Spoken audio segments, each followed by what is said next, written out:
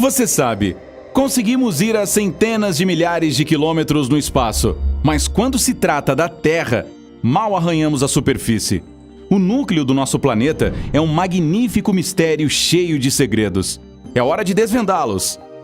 O núcleo interno da Terra é uma bola sólida extra-quente com um raio aproximado de 1.250 quilômetros. Para colocar isso em perspectiva, é apenas 30% menor que a Lua. Mas, se nunca estivemos lá, como descobrimos isso? Bem, aprendemos sobre isso observando os efeitos da gravidade nos objetos na superfície do nosso planeta. A partir daí, estima-se que a massa da Terra seja de cerca de 5,6 sextilhões de toneladas. Pegue a sua balança. Não faça isso. A densidade de tudo que está na superfície é muito menor que a densidade média do núcleo. Os cientistas descobriram que a maior parte da massa terrestre está localizada em direção ao centro do nosso planeta. Calcula-se que mais de 80% do núcleo seja composto por um dos 10 elementos mais comuns em nossa galáxia, ferro. Só que ele é meio limitado na superfície. Sei o que você está se perguntando.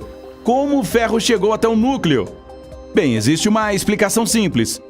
O elemento pesado, de alguma forma, se empurrou literalmente em direção ao centro da Terra, e uma tonelada, perdoe o trocadilho, de pesquisa foi feita para descobrir como. A maior parte da superfície terrestre é feita de rochas chamadas silicatos, e o ferro fundido teve alguma dificuldade em passar por elas. Para ajudar você a entender, pense em como a água luta para passar por uma superfície oleosa. Mas em 2013, Wendy Mao e sua equipe de Stanford descobriram uma possível solução para como isso aconteceu.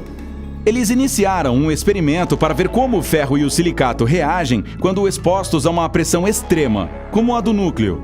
Eles usaram uma célula de bigorna de diamante para comprimir as duas substâncias nessas condições e conseguiram. A pressão era de 330 gigapascais, que é cerca de 3.300.000 vezes a pressão atmosférica do nosso planeta. O ferro derretido se espremeu lentamente através das rochas de silicato, e os pesquisadores tiveram sua resposta. Levou milhões de anos para o ferro chegar ao centro, e isso aconteceu na velocidade de uma lesma. Como as lesmas não estavam por lá naquela época, o ferro teve que escolher a que velocidade ir. Bom, agora que descobrimos isso, como sabemos qual é o tamanho do núcleo? É aí que a sismologia entra em campo. Durante um terremoto, ondas de choque se espalham pelo planeta. Os sismólogos estudam essas vibrações e tentam ler as reflexões do outro lado.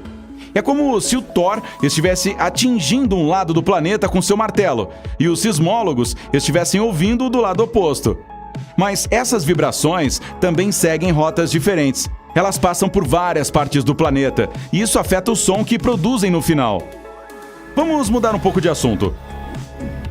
A sismologia é um campo científico bastante antigo. Antigamente, quando as vibrações ocorriam, os cientistas notavam que havia algo errado com elas. Essas vibrações eram ondas S, e quando deveriam aparecer do outro lado, simplesmente desapareciam.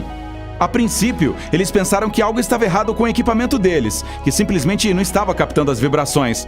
Mas, à medida que a ciência progrediu, descobriu-se que essas exigentes ondas S só podiam passar por material sólido e não líquido. Então, algo derretido estava presente no centro da Terra, impedindo que as vibrações passassem. Assim, eles começaram a pesquisar os dados. Ao mapearem os caminhos das ondas sísmicas, descobriram que a cerca de 3.000 quilômetros da superfície da Terra, as rochas se transformavam em líquido. Mas também há um fato interessante no jogo. Inge Lehmann era uma sismóloga dinamarquesa e nos anos 30 ela descobriu um novo padrão de onda. Primeiro tínhamos as ondas S, que não passavam por líquido, mas havia também as ondas P, que podiam viajar pelo núcleo e aparecer no lado oposto do planeta. Foi quando Inge surgiu com a teoria de que o núcleo tem duas camadas. O interno sólido, que fica a cerca de 6.000 quilômetros abaixo da superfície, e o externo derretido, que fica a cerca de 3.000 quilômetros abaixo de nossos pés. Quando os sismógrafos avançados foram inventados, sua teoria foi confirmada, mas isso levou 40 anos. Então, agora que também temos a estrutura definida, vamos falar sobre o quão quente é o núcleo e por quê. Já estabelecemos que não podemos colocar um termômetro lá embaixo para estudar as temperaturas. Então, os cientistas tentaram descobrir isso criando as mesmas pressões esmagadoras em seus laboratórios. Em 2013, uma equipe de pesquisadores franceses apresentou o número mais preciso que tivemos em anos. Eles colocaram ferro puro em alta pressão, quase mais alta que a do núcleo, para descobrir que a temperatura do núcleo interno é de aproximadamente 5.230 graus. Enquanto o ponto de fusão do ferro puro é de cerca de 1.540 graus no núcleo, seu ponto de fusão é de cerca de 6.000 graus. A flutuação nessas temperaturas resulta da inclusão da pressão extrema à qual o ferro é exposto no núcleo. Além disso, outros elementos dentro do núcleo podem estar reduzindo a sua temperatura em aproximadamente 200 graus. Mas a razão pela qual ele permanece sólido é o lento resfriamento do núcleo externo e sua compressão. O núcleo interno gira mais rápido que a Terra. Isso é causado pela atividade térmica dentro do nosso planeta, que cria a magnetosfera. Estranhamente, leva muito tempo para o calor sair, mas vou falar sobre isso daqui a pouco. Existem 3 razões principais pelas quais a Terra ainda está fervendo. A primeira é que o núcleo permaneceu quente desde que nosso planeta foi formado, cerca de 4 bilhões e meio de anos atrás. Lembre-se desse número, porque no final vou explicar como isso aconteceu. Esse calor ainda não se perdeu. De fato, a Terra está esfriando apenas cerca de 93 graus Celsius a cada bilhão de anos. Em segundo lugar, gera calor a partir do atrito dos materiais densos à medida que eles se movem. E a última razão pela qual ele é tão quente é a deterioração dos elementos radioativos. Então, por que isso é importante? Porque facilita para os cientistas entenderem como isso afeta a velocidade das vibrações que atravessam o núcleo. Lembra das ondas P de que falei antes? Bom, elas viajam mais devagar do que deveriam enquanto passam pelo núcleo. Isso mostra que deve haver algum outro elemento que ainda não descobrimos. O níquel é um deles, mas quando os cientistas fizeram alguns testes com ele, as ondas P não desaceleraram o suficiente. Então, os pesquisadores começaram a cavar, metaforicamente.